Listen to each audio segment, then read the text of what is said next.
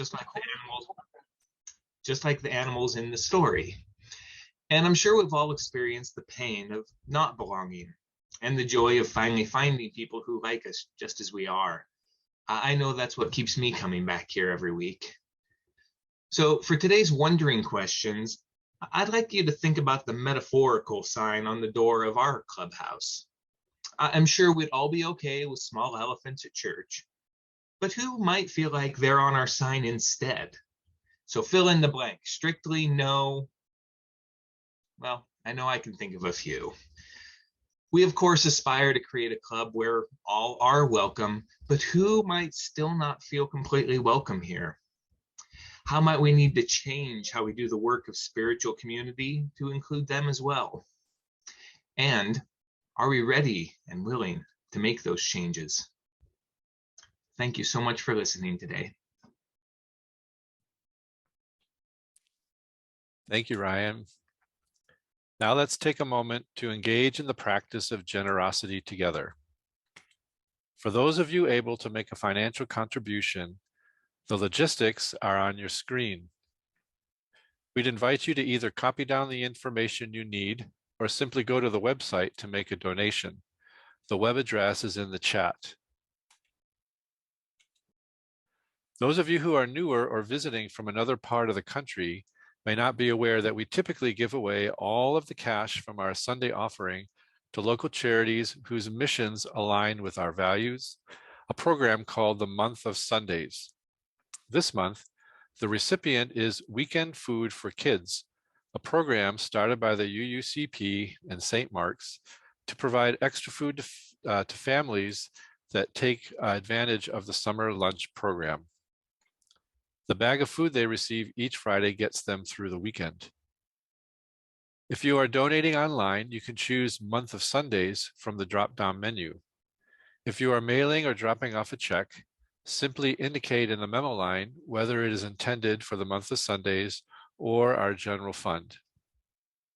In the spirit of love and for the continuing work of this church, we will now take some time to practice generosity together.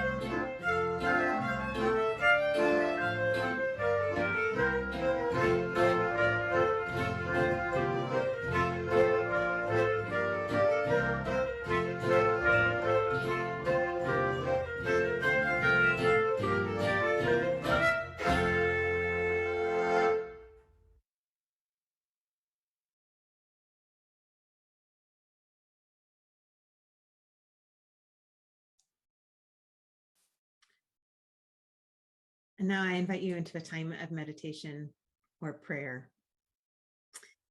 This is The Guest House by Rumi. This being human is a guest house. Every morning, a new arrival.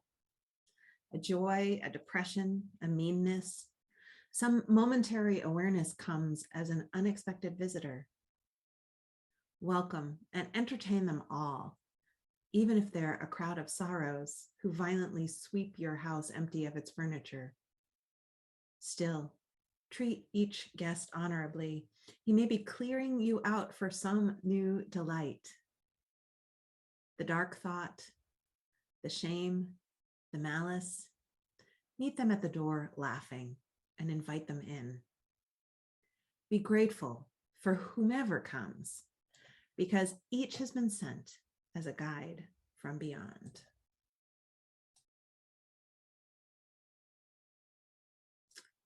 Let's rest in the silence together.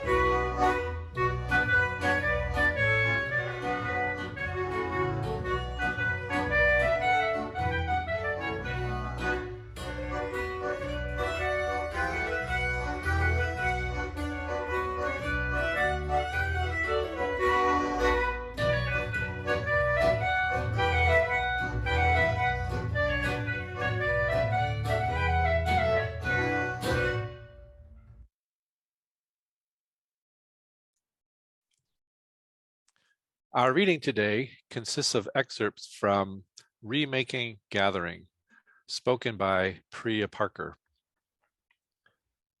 Gathering is a political act. It's in these moments that either your norms get reified or reinvented.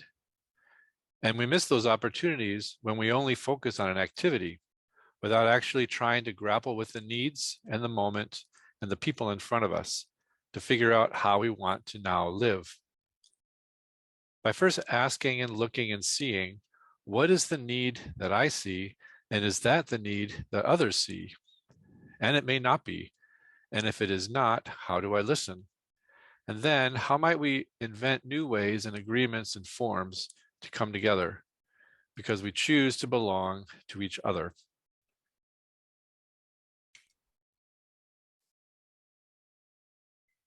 Thank you, Tom.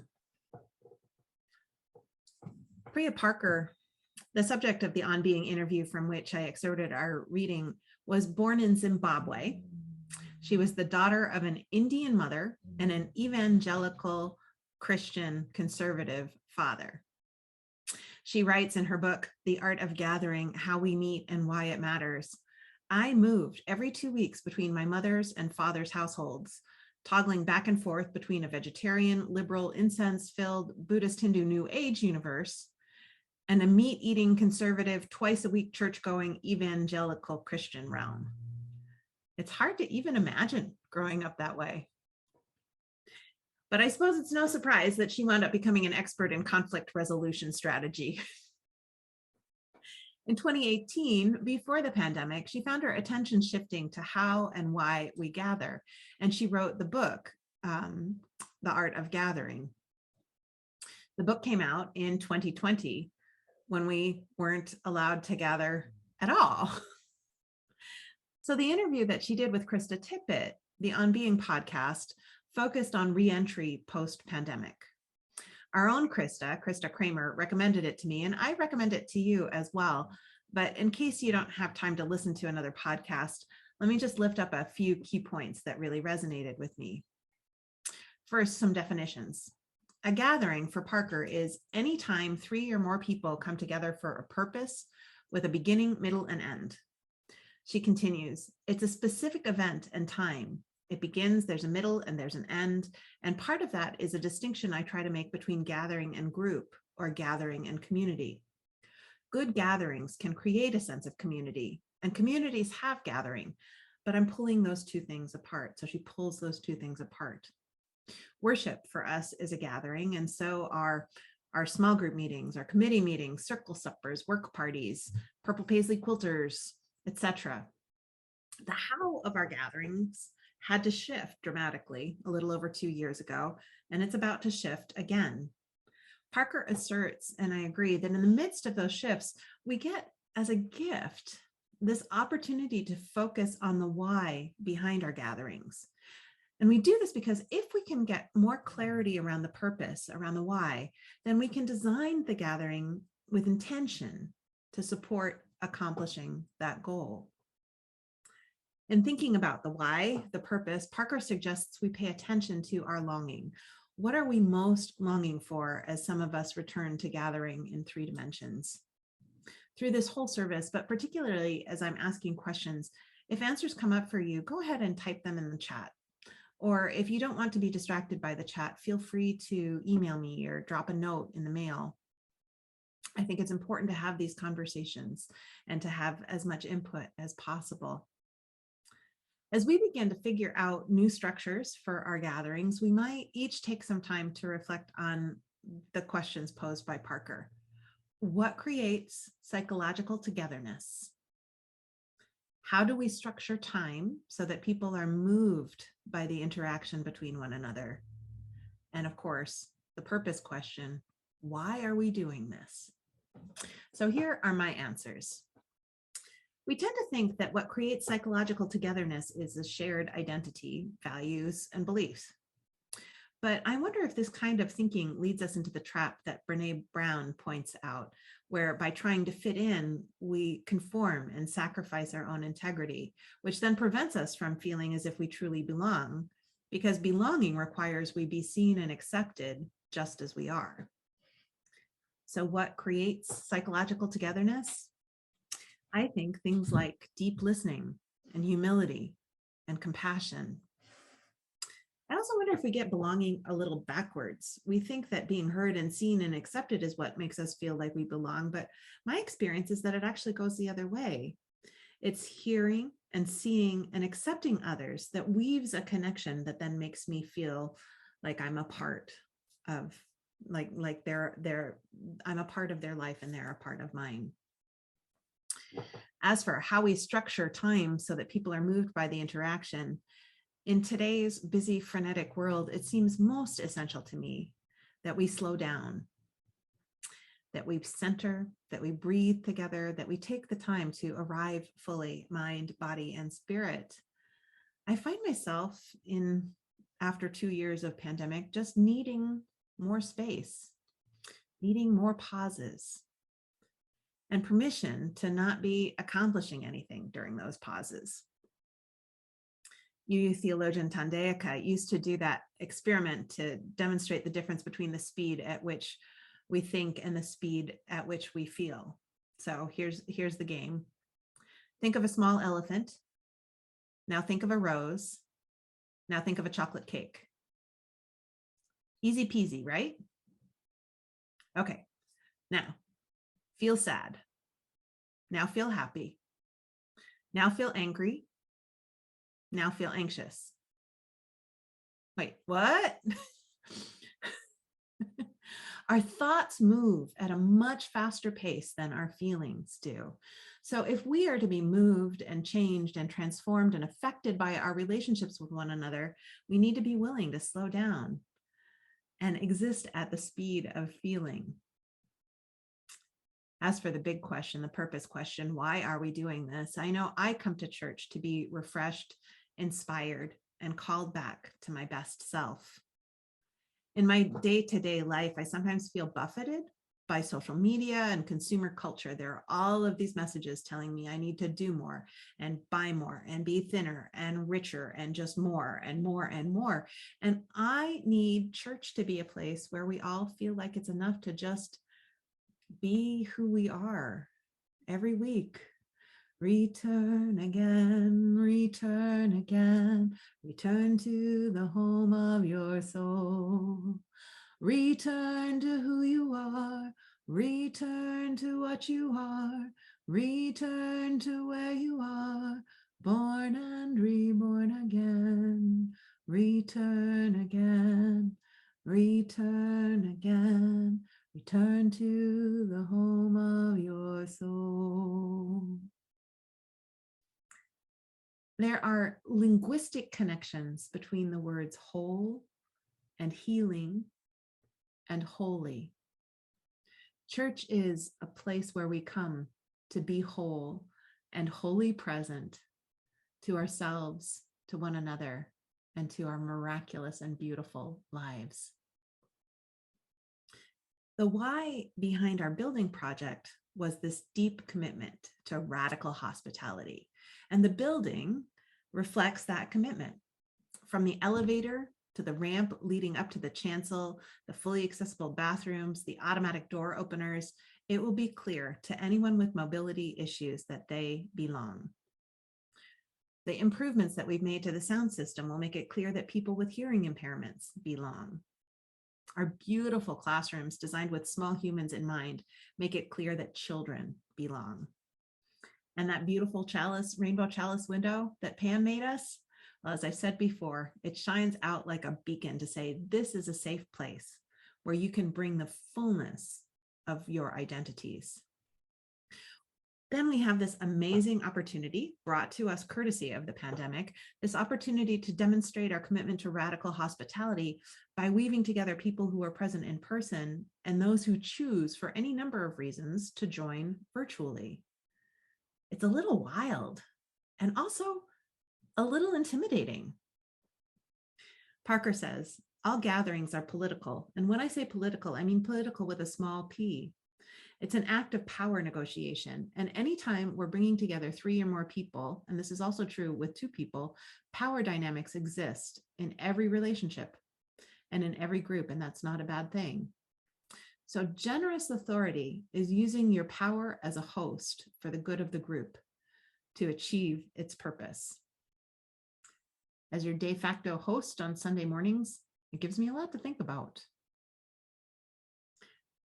Part of the commitment to radical hospitality requires looking for who isn't in the room, who might not feel welcome, who is listed on the sign at the front of our clubhouse, and how might we welcome them. Rhea Parker had some advice around that too.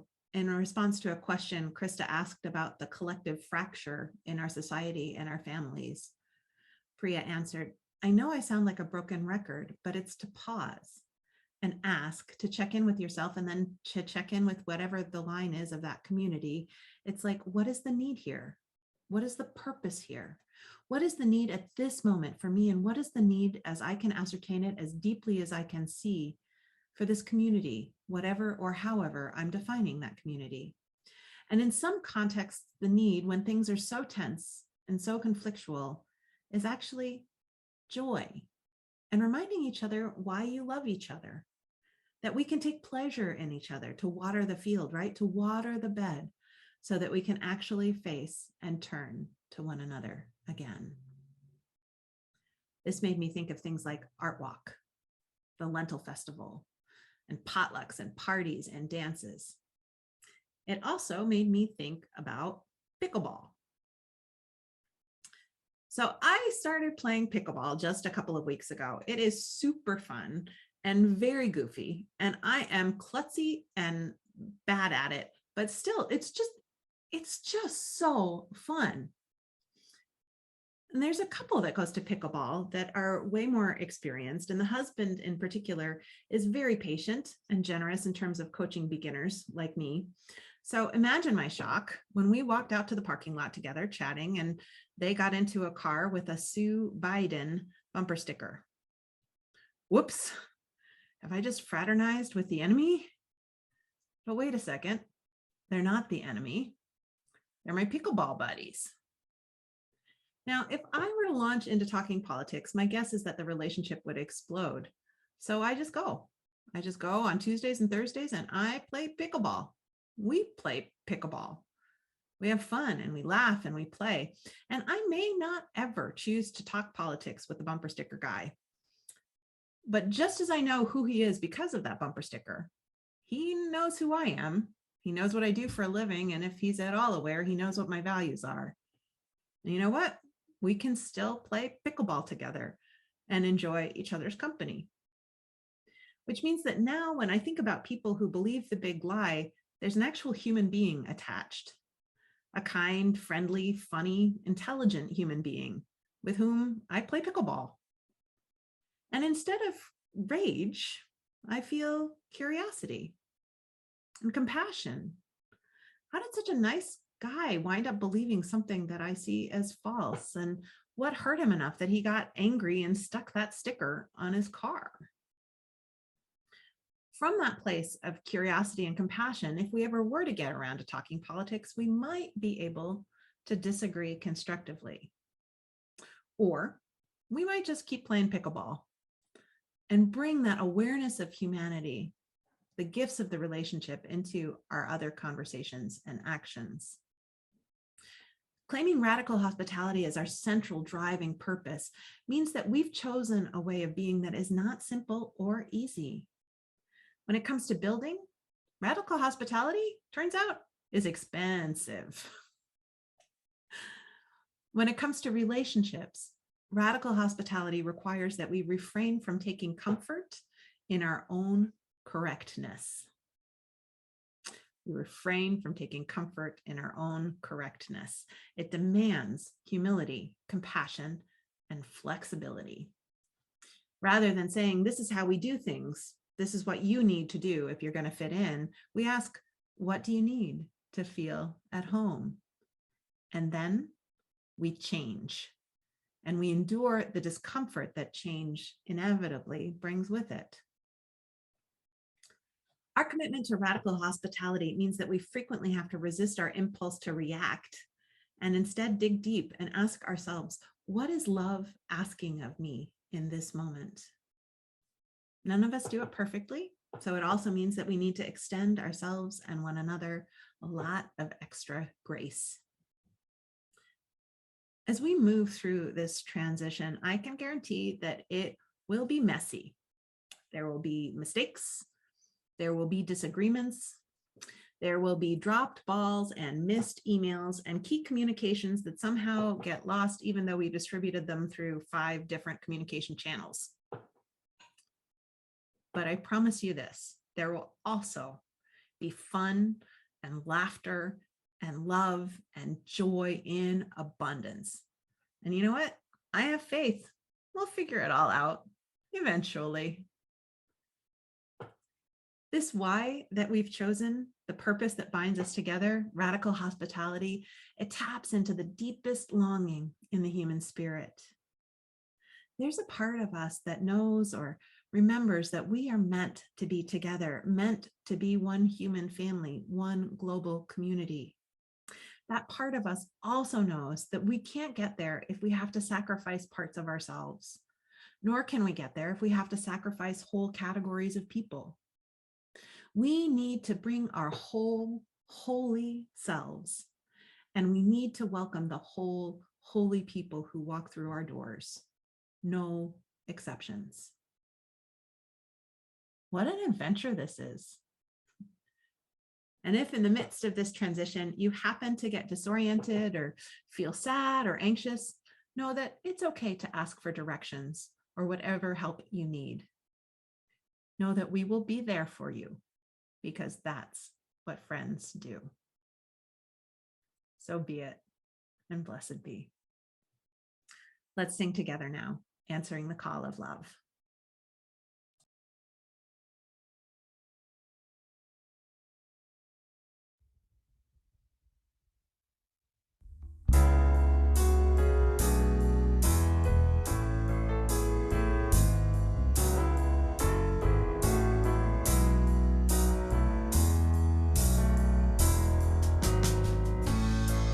The promise of the Spirit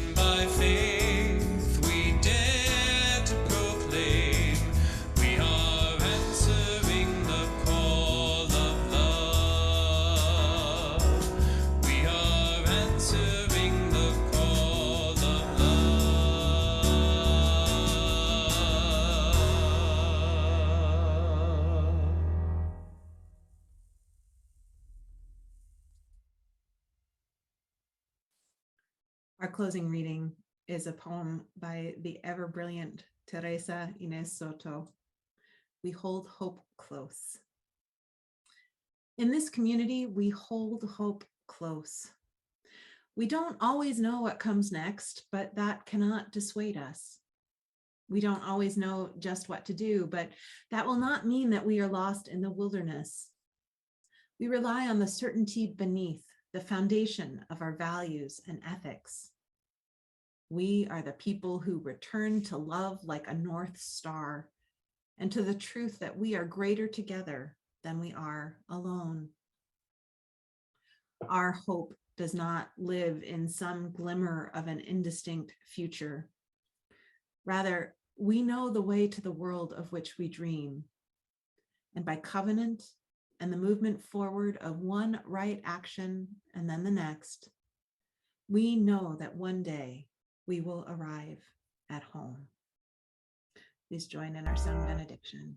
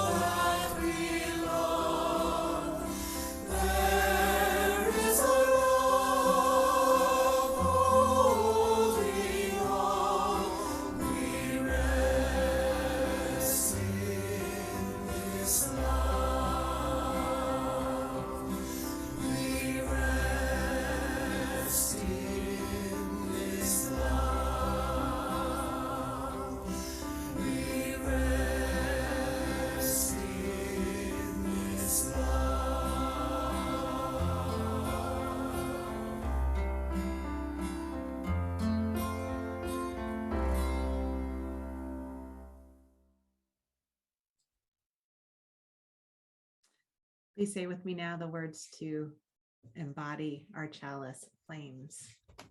We extinguish this chalice that it might glow gently in our hearts. May it light our paths as we leave this place. May it guide our way until we are together again.